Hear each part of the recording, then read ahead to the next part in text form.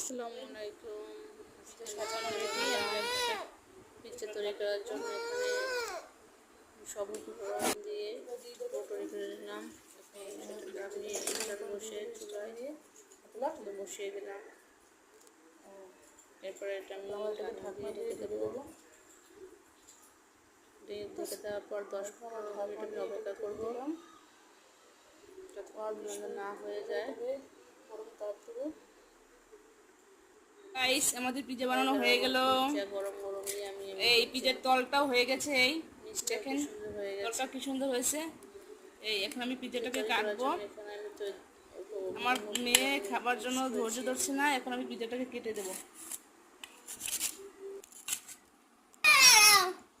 এই আমার মেয়ের জন্য পিৎজা বানানো হয়ে গেছে। এটা আমার মেয়ের।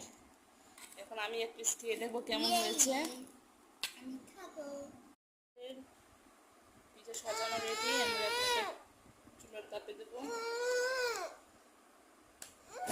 চুলা দিয়ে দেবো। এই আমরা পিৎজাটাকে চুলার উপরে দিয়ে দেবো স্ট্যান্ড দিয়ে। হাতে লাগবে। তারপর আমরা এটাকে ঢাকনা দিয়ে ঢেকে দেবো। এখন আমরা ঢাকনা দিয়ে এটাকে ঢেকে দিলাম। 20 মিনিট ধরে এটাকে গরম তাপ দেবো। গাইস, আমাদের পিৎজা বানানো হয়ে গেল।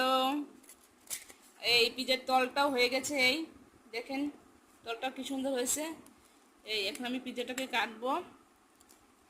আমার মেয়ে খাবার জন্য ধৈর্য ধরছে না, এখন আমি পিৎজাটাকে কেটে দেবো।